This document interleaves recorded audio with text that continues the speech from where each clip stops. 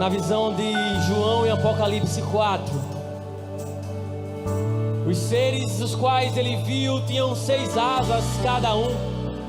E de forma incessante, de forma contínua, sem parar, eles declaravam: Santo, Santo, Santo, Santo é o Senhor, o Deus Todo-Poderoso, que era, que é e que para sempre será. Aqui estamos, ó Deus, como a tua igreja, como a tua juventude, fazendo um coro com os anjos, declarando que o Senhor é santo, que só o Senhor é Deus, que reina em nossas vidas, que reina nesta casa, que tem um comando do nosso futuro, do nosso destino. Nossas vidas estão em tuas mãos. Tu és santo. Declare que o Senhor é santo. Declare que o Senhor é santo. Aleluia. Louve mais uma vez. Declare que Ele é santo. Declare, declare.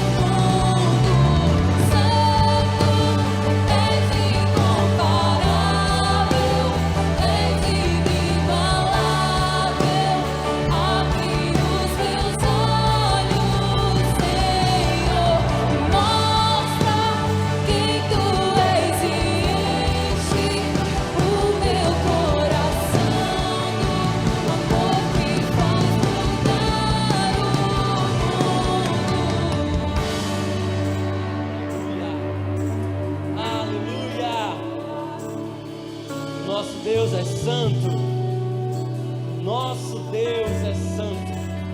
E o que Ele deseja para as nossas vidas, que nós vivamos em santidade, vestes brancas, comprometidos, alinhados com o nosso Senhor. Você pode dizer amém? Quero saudar a amada igreja, essa juventude linda e abençoada, com a paz do Senhor Jesus, amém? Glória a Deus. Disse Deus: haja luz, e houve luz. Eita, coisa boa estarmos aqui, amém? Está feliz? Eu estou feliz, né? Apesar dos pesares, apesar, né? O Flamengo não vai bem, mas estamos felizes, estamos aqui na casa do Senhor. Ô, meu irmão, tu é uma bênção, viu? O Senhor te abençoe em nome de Jesus. O Senhor te dê em dobro, 2 copos de água no caso, amém. Amém. O Senhor colocou uma mensagem no meu coração e eu queria compartilhar com vocês nessa noite. Antes de sentar, abra sua Bíblia aí em Lucas capítulo 15. Esse é um texto muito conhecido e eu quero, entre tantas aplicações que essa palavra tem, entre tantas mensagens que são produzidas e pregadas sobre esse trecho da Bíblia, sobre essa parábola, eu quero me atrever a ministrar mais uma. Eu quero que seu coração esteja aberto em nome de Jesus, amém. Lucas capítulo 15, versículo 11. Lucas capítulo 15. Deixa eu abrir aqui que eu vou ler na versão tradicional, que é a corrigida, que é um pouco diferente talvez da sua, que seja a NVI. Amém? Você abriu aí? Lucas capítulo 15, versículo 11, diz o seguinte, sobre a parábola do filho pródigo. E disse: um certo homem tinha 2 filhos. Quantos filhos ele tinha? E o mais moço deles disse ao pai: pai, dá-me a parte da fazenda que me pertence, ou da herança que me pertence. E ele repartiu por eles a fazenda. E poucos dias depois, o filho mais novo, tinha que ser o mais novo, né? Ajuntando tudo, partiu para uma terra longínqua. Repita comigo, terra longínqua. Terra longe é mais fácil, né? E ali desperdiçou a sua fazenda, vivendo dissolutamente. Repita comigo essa palavra complicada, dissolutamente. E havendo ele gastado tudo, houve naquela terra uma grande fome, e começou a padecer necessidades. E chegou-se a um dos cidadãos daquela terra, o qual o mandou para os seus campos a apacentar porcos. E desejava encher o seu estômago com as bolotas que os porcos comiam, e ninguém lhe dava.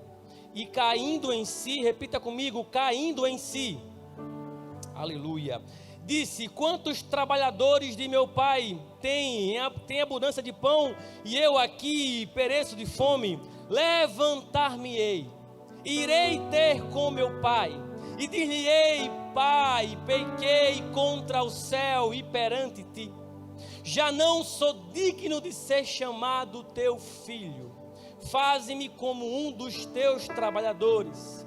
E levantando-se foi para seu pai, e quando ainda estava longe, viu seu pai, e se moveu de íntima compaixão, e correndo lançou-se-lhe ao pescoço e o beijou. E o filho lhe disse: pai, pequei contra o céu e perante ti, e já não sou digno de ser chamado teu filho. Mas o pai disse aos servos: trazei depressa a melhor roupa, e vestilho, e pondo-lhe um anel na mão e sandálias nos pés, e trazei o bezerro cevado, e matai-o, e comamos e alegremo-nos, porque este meu filho estava morto, aleluia, e reviveu, tinha se perdido e foi achado, e começaram a alegrar-se. Amém? Você pode sentar dando glória a Deus aí, bonito. Aleluia, glória a Deus, glória a Deus. Povo, como eu falei agora há pouco, sem dúvida essa é uma das parábolas mais pregadas. E eu não vou aqui trazer uma novidade, até porque seria maldito se eu fizesse, né? Está na Bíblia, está na Bíblia. Mas na hora que você abra seu coração, eu quero ministrar algo que há poder para revolucionar o nosso tempo, a nossa geração, a nossa roda de amizades, que tem muito a ver com aquilo que nós temos vivido enquanto IBK e Juventude Especial. Essa é uma das parábolas muito pregadas, e entre as vertentes o Senhor colocou algo em meu coração. No capítulo 15 que nós lemos de Lucas, Jesus estava acolhendo em seu meio publicanos, cobradores de impostos, pecadores, pessoas de reputação duvidosa. Eram essas pessoas que Jesus estava se relacionando. Todos eram bem-vindos para ouvir o mestre a ensinar, e Jesus, ele os recebia com amor, e Jesus comia com eles. Mas os fariseus de plantão ali, os religiosos judeus, eles não entendiam. Eles não entendiam como é que Jesus, ele aceitava esse tipo de gente. É aqui que Jesus fala que a festa no céu, quando um desses pecadores se arrepende. Jesus declara, ele mesmo declara, que quando alguém que estava perdido e encontra Jesus, ou se reconcilia com Jesus por também estar perdido, há uma festa no céu. Eu preguei aqui semana passada sobre isso, e eu falei como eu gosto de festa. Festa é comigo mesmo, né? Que bom que no céu vai ter festa, né? Glória a Deus. E vai ter churrasco e Coca-Cola. Ah, Deus, ouve bem a oração. Então, Jesus, ele fala nesse momento sobre parábolas, em parábolas. E ele fala em especial sobre 3 parábolas: a da ovelha perdida, a da dracma perdida e do filho pródigo. A gente poderia seguir por essa linha, e sem dúvida haveria muito o que falar, mas não é isso que Deus colocou no meu coração. Vamos hoje nos manter apenas com o filho pródigo. E nós lemos no começo que são 3 personagens: o pai e seus 2 filhos. Nós repetimos, 2 filhos. A Bíblia diz que certa feita o filho mais jovem, como eu falei, sempre o mais jovem, ele diz: pai, me dá a parte que me pertence, me adianta aí a minha herança, porque eu quero. E aquele pai aceita o pedido, o que não era normal, o que não era comum. Uma herança só é legítima quando aquele que detém a propriedade falece, e aquilo passa para o seu herdeiro. Mas aquele pai aceita o pedido e adianta a parte que caberia aos seus filhos. E uma lida rápida sobre esse momento, talvez você não consiga detectar a profundidade daquele pedido daquele jovem. Parece ser um pedido simples: pai, me dá aí a minha herança. Não é a mesma coisa que dizer: pai, me dá aí um dinheiro para eu gastar. Não é a mesma coisa que dizer: pai, me empresta um dinheiro ali para eu poder gastar. Não. Ele pediu a herança. A herança era entregue após a morte. Naquele momento, aquele jovem egoísta, passional, imediatista, ele manifesta entre linhas que havia algo acontecendo. Talvez para ele haveria ali uma morte do seu pai, para ele. Ele queria, com aquele ato, seguir a sua vida, determinar o seu futuro, decidir como é que ia ser a sua vida a partir dali, por sua conta própria. Ele iria, ele mesmo escolher o que ele iria fazer amanhã e depois de amanhã. Ele não teria mais o pai sobre a coordenação da sua vida. Ele iria decidir o que iria comer, o que não iria fazer, para onde iria. Ele iria assumir todas as consequências daquele seu ato. Havia ali uma espécie de hedonismo. É o prazer pelo prazer. O que importa, o objetivo maior é curtir a vida.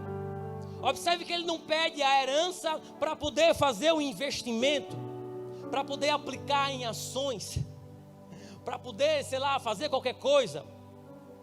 Ele queria curtir a vida. Pouco importava a sua família. Pouco importava o que seu pai pensava, o que seu irmão pensava, o que seus amigos iriam pensar. Era a sua vida e ninguém iria impedir de viver do jeito que ele queria. Um outro ponto importante nessa introdução é que nos diz a palavra, lá no versículo 13, que ele pede a herança. Acompanhe comigo os passos. Ele pede a herança, o pai dá a herança, e diz o versículo 13 que ele vai para uma terra distante, que ele vai para uma terra longínqua, que ele se afasta do pai.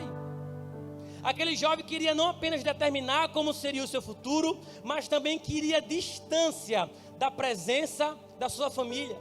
Ele queria distância da presença do seu pai. Aquele jovem se revolta contra tudo, contra todos, e ele se entrega completamente aos seus desejos. Eu quero curtir a minha vida e eu quero ir para longe da casa do meu pai.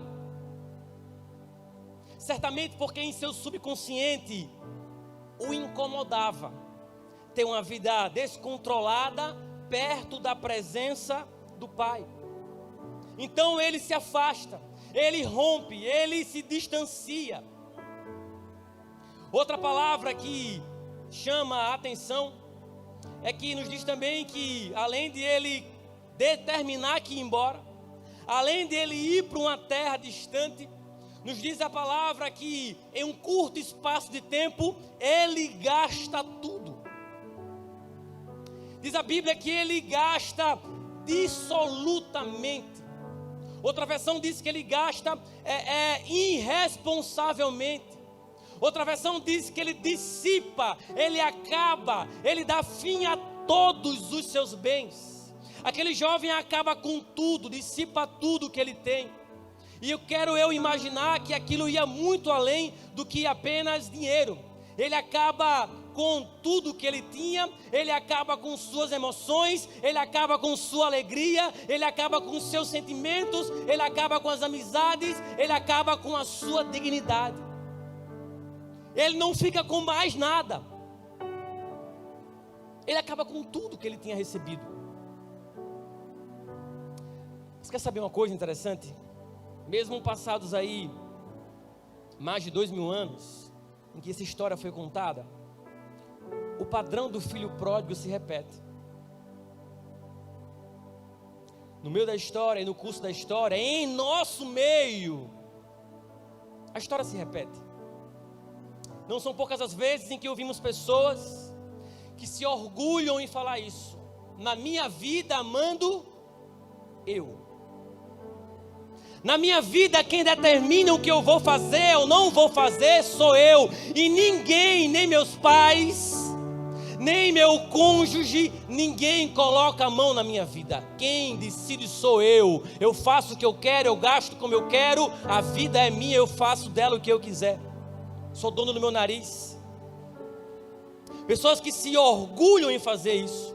E de forma egoísta, passional, imediatista, muitos acabam largando a família, largando o cônjuge, largando os seus filhos para viver algo porque ele entende e acha que aquilo que ele quer é o melhor para a sua vida, porque a vida é dele. E se a vida é minha, eu tenho a minha família, eu tenho a minha esposa, mas eu acho que eu nasci para ter prazer. Então eu vou fazer o que eu quero, a família eu deixo de lado e eu vou viver para desfrutar de orgias, de multiplicidade de relacionamentos. Por quê? Porque é o que eu quero. Eu não, ele, misericórdia. Você entendeu? Aleluia. E não só isso. É muito comum, ou quase que 100% das vezes, que quando uma pessoa se afasta, quando uma pessoa se determina, alguém que é do nosso meio talvez, não é? Que tem uma relação com o cristianismo, com a igreja, com a congregação, é muito comum que quando uma pessoa dessa, ela começa a travar o seu coração e entender que ele pode fazer tudo, que ele faz tudo, o primeiro passo que ele faz é sair da igreja. Porque a presença do Pai incomoda. Porque a presença do Pai revela o erro.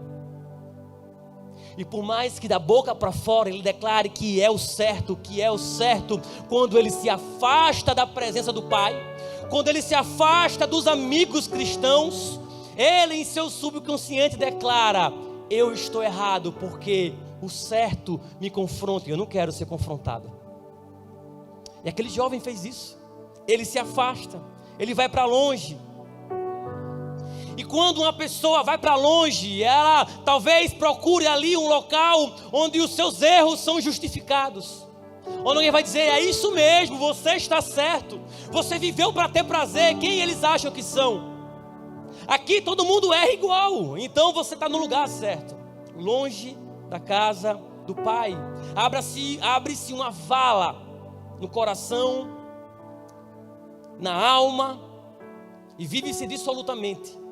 O buraco só aumenta e eu quero mais prazer, eu quero mais drogas, eu quero mais diversão. Eu lembro da minha vida, enquanto desviado, quando eu chegava de um carnaval, e eu chegava em casa, carnaval acaba quando? Quarta, né? Uma quarta-feira de carnaval, e havia um vazio tamanho em mim, e eu lembro que eu queria voltar a encontrar os meus amigos, já na quarta, todo mundo cansado, eu queria voltar a estar junto com eles, para alguém ocupar aquele espaço, e era um vazio, e eu queria esperar a próxima festa, o próximo show, porque algo ali não conseguia ser preenchido. Eu também estava longe da casa do Pai. O filho pródigo, ele chega no fundo do poço, e ele passa a cuidar de porcos. Não só isso, ele deseja comer a comida dos porcos, porque não lhe davam de comer. Aquele jovem que um dia teve tudo, que um dia pôde desfrutar de tudo que o dinheiro lhe permitia, ele se vê agora faminto, cercado por porcos. Mas é quando ele consegue se ver assim, quando ele consegue se enxergar nesse cenário, que parece óbvio porque nós estamos lendo, mas para quem está vivendo não é óbvio. Ele consegue entender aquela situação, e aí acontece o maior milagre.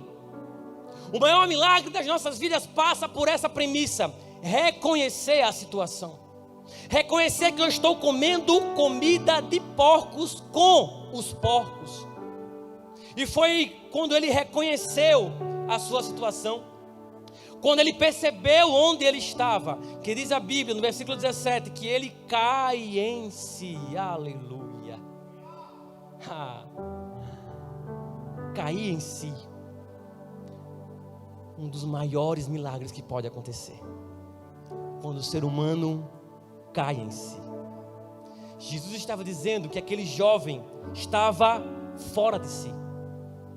Ele não estava no seu normal. Ele não foi criado para aquilo. Ele não foi gerado para aquilo. Ninguém foi gerado para comer comida com porcos. Ele cai em si porque ele estava fora de si. Porque aquela não era a vida que Deus sonhou para ele. Aleluia. É um dos maiores milagres. É quando você consegue entender que o seu lugar não é comer comida com os porcos. Cair em si é entender que todos nós temos um pai e uma casa para voltar. Esse é o maior milagre. E é nisso que o inimigo trabalha, para cegar o entendimento, para que o homem não caia em si, porque ele sabe que quando o homem cai em si, aí o milagre já está encaminhado. Mas se ele consegue impedir esse momento, cegando, entorpecendo, satisfazendo as necessidades carnais, os instintos primitivos, quando aquilo é saciado e o homem vira um animal, um cachorro, que é pelo cheiro, é pelo olfato, é no cio, quando o homem vive dessa forma, ele não cai em si. Certa vez eu ouvi uma história de um mendigo, não sei se é real ou não, mas de um mendigo que ele sempre ia comer atrás de um restaurante. Chegava lá, né, os seguranças botavam para correr, ele ia revirar o lixo ali, abria, rasgava, e botava para correr. Até que um dia, um dono lá do restaurante disse, pelo menos hoje, traz esse menino para cá, bota ele aí numa mesinha aqui atrás, deixa ele entrar aqui no restaurante, uma mesinha no canto, se ele comer à vontade aí.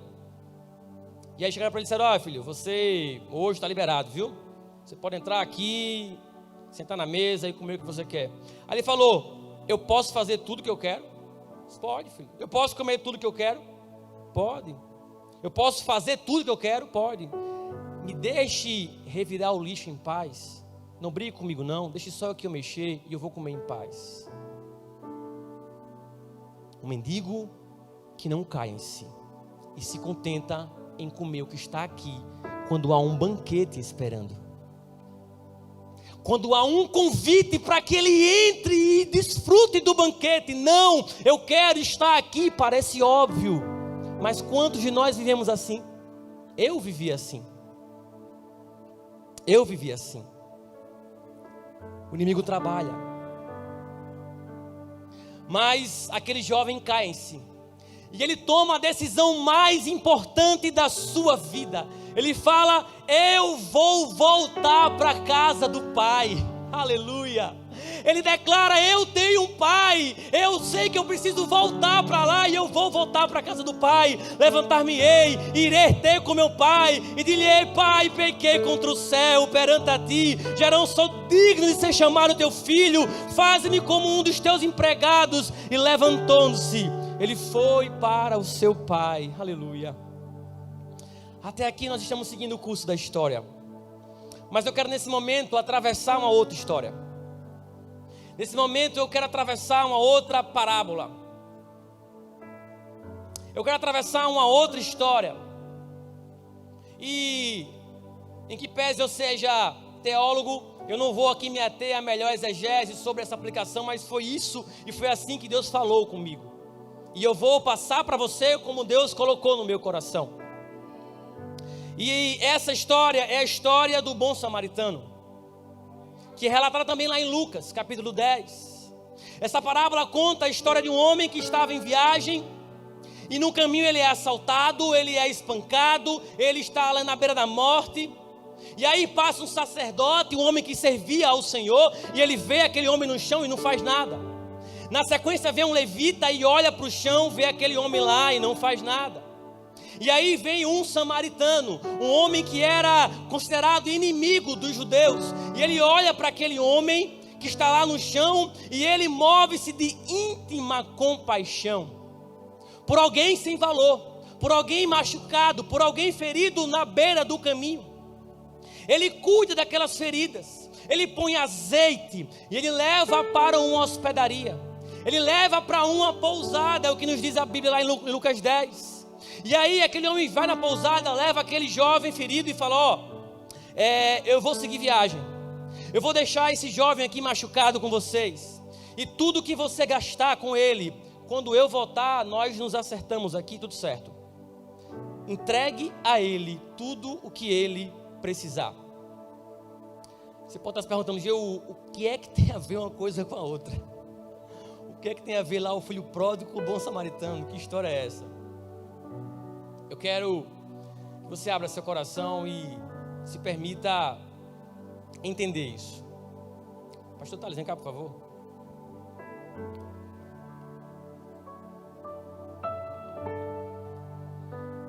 Filho pródigo, ele sai de casa. Ele sai de casa para viver a sua vida. Ele pede a sua herança, ele dissipa tudo, ele chega no fundo do poço. Amém? Está acompanhando? Chega no fundo do poço e ele cai em si. Quando ele cai em si, ele decide que é momento de voltar para a casa do pai. E isso parece ser tranquilo, mas não é. Quando se está distante da casa do pai, quando ele cai em si, é preciso que ele entenda que há um caminho a percorrer. E muitos são aqueles que nesse caminho encontram inúmeras dificuldades. Porque não é fácil voltar para a casa do pai. É preciso vencer a vergonha. É preciso vencer a humilhação. É preciso vencer as acusações daqueles que vão chegar e vão dizer: e agora tu é crente? Não estava tão bom aqui, agora tu mudou? É preciso enxugar as lágrimas e entender que há uma casa para se voltar. E muitos são aqueles que precisam voltar para a casa do pai, mas o caminho é difícil, mas o caminho é complicado. Eu não estou falando em vir para a igreja, estou falando de ir para a casa do pai, de encontrar-se com o pai. O caminho é difícil, o caminho é complicado, e muitos tentam, mas não, como enquanto feridos, enquanto machucados, como o caso daquele jovem ferido no bom samaritano, ele não tem forças para seguir adiante. E quantas vezes as pessoas, elas tentam, mas não conseguem. E quantas vezes nós, igreja, olhamos para essas pessoas que querem voltar para a casa do pai, que estão no caminho e nós as ignoramos. Levitas, sacerdotes, pessoas comprometidas com a obra, comprometidas com o reino, mas que se esquecem do próximo. Jesus muitas vezes ele faz esse papel do bom samaritano. Ele cuida, ele pega no colo, ele faz os primeiros socorros, ele deixa ele em condições e ele leva para uma pousada.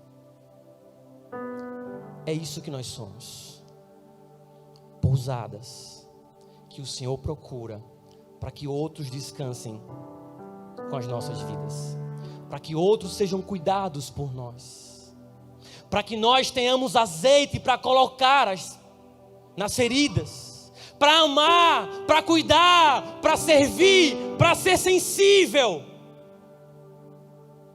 O Senhor faz a parte dele, mas Ele entrega para que nós cuidemos.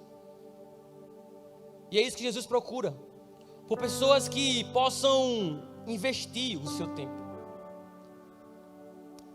Quantas pessoas aqui, talvez nessa noite, precisam de pousadas? Estão cansados, tentaram tantas coisas já, mas parece que nada dá certo. Já foram para tantas igrejas, tantos grupos, mas falta alguma coisa. Mas falta alguém para caminhar mais um pouco. Falta alguém para caminhar até a casa do Pai. Jesus fala nessa parábola do bom samaritano, ele fala: eu vou deixar ele aqui. E tudo o que você gastar, não é quanto você gastar. Tudo o que você gastar, tudo o que você gastar, tudo o que você investir, tudo o que você dedicar, tudo o que você colocar como investimento, o seu tempo, o seu dinheiro, o seu compromisso, o seu ouvido, tudo o que você investir, eu vou voltar e eu vou te recompensar. Nós estamos servindo ao Senhor quando cuidamos um do outro, quando somos pousada, é a Deus que estamos servindo, cuidando do nosso próximo, porque nós amamos ao Senhor e nós amamos o nosso próximo da mesma forma. Gê, eu não tenho muita coisa para ser pousada. Você pode abraçar alguém? Abrace. Você pode beijar alguém? Beije. Você pode ligar para alguém e dizer: você quer falar alguma coisa? Eu vou ouvir você falar. Escute, empreste seu ouvido que é de graça. Seja pousada em nome de Jesus. É o Senhor que você tem servido. Como isso faz diferença. Como isso faz diferença. Como isso é poderoso para revolucionar o nosso tempo. Amar, servir, cuidar. Sabe por quê? Porque ser pousada muitas vezes é a garantia que o filho pródigo vai conseguir chegar na casa do pai. É por conta da sua vida servindo que aquele homem que estava comendo comida com porcos vai conseguir chegar na casa do pai. E se você não for pousada, talvez ele não consiga, ou talvez ele demore muito mais. O que é que você está esperando para servir? Aleluia. Ele está voltando para a casa do pai. Você pode imaginar essa cena?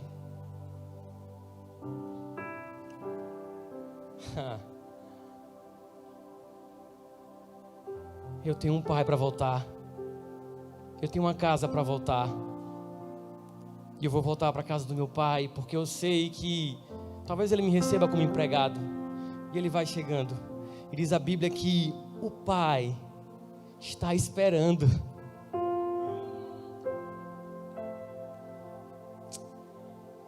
Senhor, ele pediu a herança. O pai dele tinha morrido para ele. Ele gastou tudo como queria. E o pai continuava lá todos os dias esperando ele voltar. E ele volta para a casa do pai. Certamente eu vou chorar mais agora. E o pai abraça. Aleluia.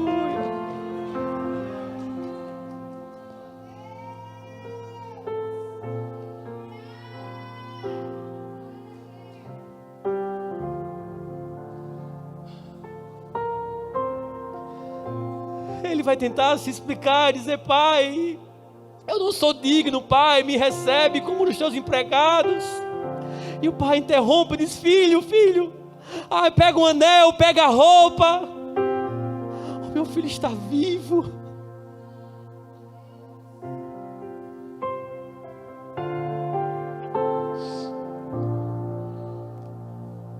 Como é importante voltar para a casa do pai. Como é fundamental cair em si e entender que eu tenho um pai para voltar. Tirem a roupa, tirem as sandálias, coloquem tudo novo. Ele é o meu filho. Ele está fedendo a porcos. Ele estava comendo comida de porcos. Ele pediu a herança. Ele me traiu. Mas ele é o meu filho. E eu não desisto do meu filho. Eu olho para ele fedido, sujo, e vejo nele o meu filho. No caminho alguém cuidou. E ele chegou na casa do pai. Aleluia.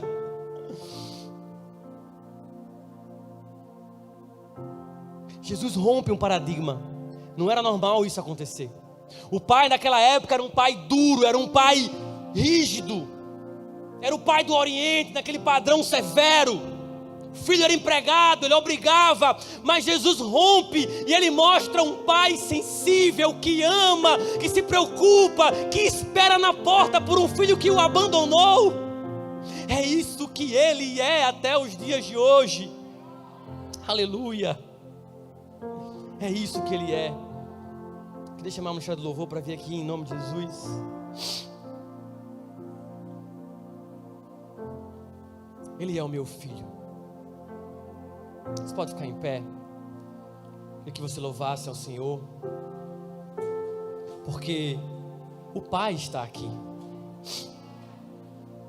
O Pai do filho pródigo está aqui. Eu não sei como é que está o seu coração, mas uma coisa eu sei: hoje é dia de voltar para a casa do Pai. Vamos louvar em nome de Jesus.